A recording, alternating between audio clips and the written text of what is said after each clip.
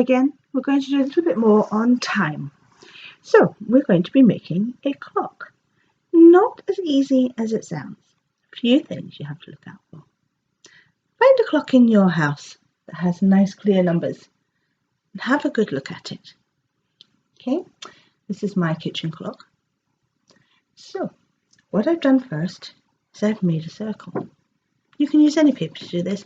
I drew around one of my dinner plates to give me a nice clear circle. Then you're going to need some numbers. Okay. Now I put my numbers on pieces of paper because you know I like to move things around before I stick them on in this proper place. Now, how many numbers are on this clock? That's right. The smallest number is 1 and the biggest number is 12. I wonder why there are 12 numbers on the clock. Maybe you could think about that and let me know. Well, the important thing to remember is the first number we put on. You would think we would start with 1, but that doesn't really work when you're making a clock. So we start at the top, which is number, well done, number 12. And I'm going to stick this, or put this, at the top of my clock. Okay, now I've got quite a lot of space around here, and it's very easy just to put the numbers on and then they all get crunched up and it all looks a bit silly. So we're drawing a line with our fingers and our eyes from the 12 to the opposite number, so the number at the bottom, which is number, well done, number 6. And here is my number 6. And I'm going to do the same. I'm going to put it right at the bottom, opposite my number 12. Now we're going to go to this side, number 9. Well done. Number 9 goes here, halfway between my 12 and my 6. If I put it here, I'm going to have a bit of a problem later on when I come to fit the other numbers in, so it must be halfway. And opposite the 9 is a 3. Where's my number 3? There it is, number 3. And I'm going to put it opposite my 9, just like I did my 12 and my 6. Right. So now it's almost as if I have drawn the circle into quarters. So what number shall I do? So I don't miss any out, I think I'll start with number 1. Here it is.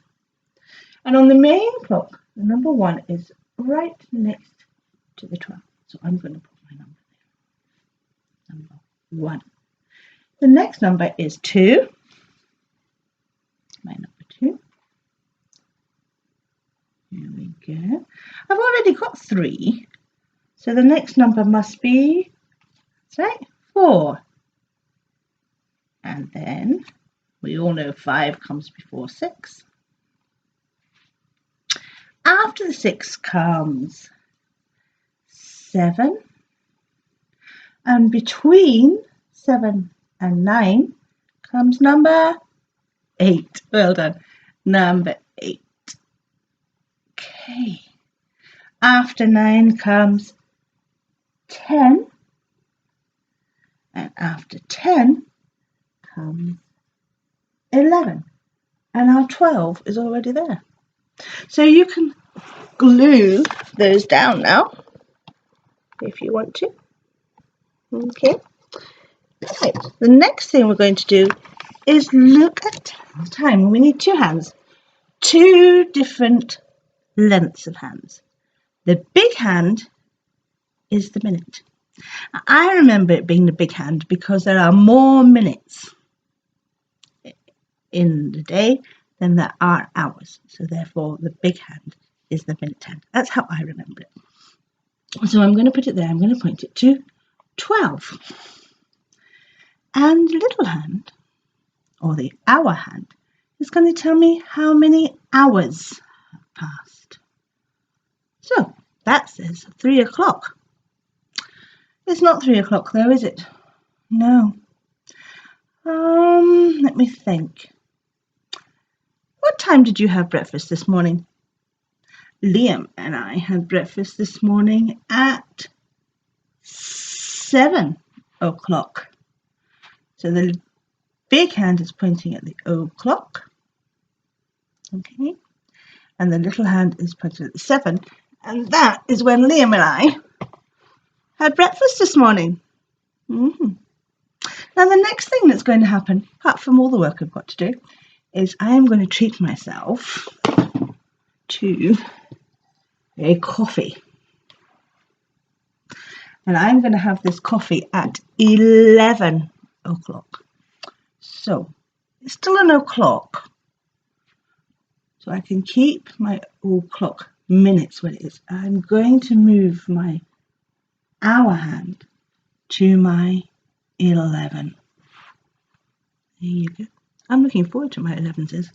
In fact, I think I'll go and start getting it ready now. Have a good time. Bye.